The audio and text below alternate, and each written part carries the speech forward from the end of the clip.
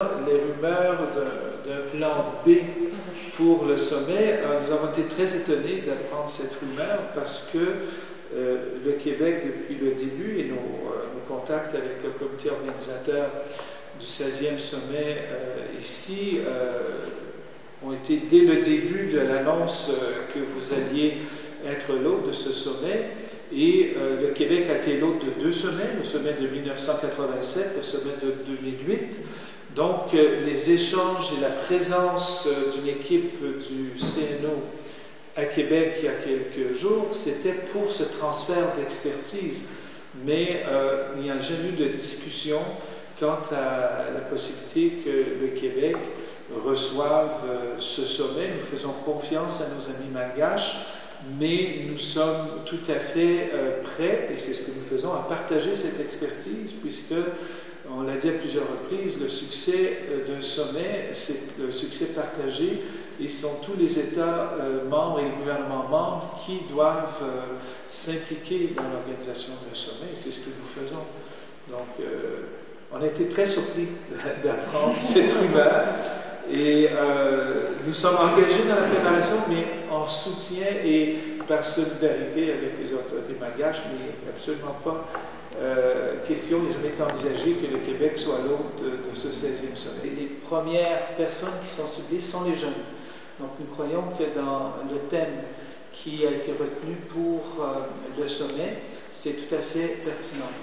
Ensuite, ce sommet ne doit pas être vu comme un sommet où il y a uniquement des rencontres des chefs de gouvernement et d'État pendant 2 jours. Je pense que c'est un continuum.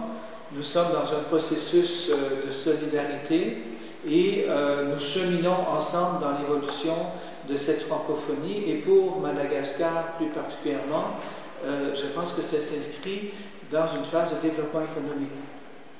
J'ai même appris qu'il y avait donc une possibilité qui est, quelques mois après le sommet, en avril, je crois, 2017, une troisième rencontre économique de la francophonie. Et c'est pour cette raison que nous sommes ici également pour rencontrer les partenaires du Québec. Vous savez que le Québec entretient des liens avec Madagascar depuis très longtemps et que ces liens, par exemple, on parlait tout à l'heure de l'INSCAE, qui est l'Institut national de formation économique et également de comptabilité. Ça fait 30 ans que l'Université du Québec à Trois-Rivières et cette institution travaillent ensemble. Donc nous aurons une annonce à faire pendant le sommet concernant cette collaboration. Nous voulons également mettre l'emphase sur la collaboration entre l'ENAM et l'ENAP, l'École nationale d'administration publique du Québec. Là encore, il y a des collaborations qui existent depuis longtemps. En 2004, il y avait une formation d'administrateurs d'État de Madagascar et il y a, on nous a indiqué, des besoins pour une nouvelle formation d'administrateurs d'État. Donc, ça doit se faire en collaboration entre l'ENAM et l'ENAP. Et également, dans la stratégie de développement durable et de solidarité, on accorde beaucoup d'importance à l'éducation. Et encore là, il y a une ONG québécoise qui s'appelle AMI, qui travaille avec une école dans la banlieue d'Antananarive, qui donc travaille avec des jeunes, de très jeunes, qui ont décroché du système scolaire, et quelques-uns même analphabètes. Nous nous sommes rendus sur place de rencontrer les professeurs et ces jeunes qui sont absolument charmants, et nous voulons contribuer à, donc avec naturellement le support de cette ONG, hein, c'est l'ONG qui est le partenaire, l'ONG québécoise, AMI, pour soutenir à certains égards cette école-là.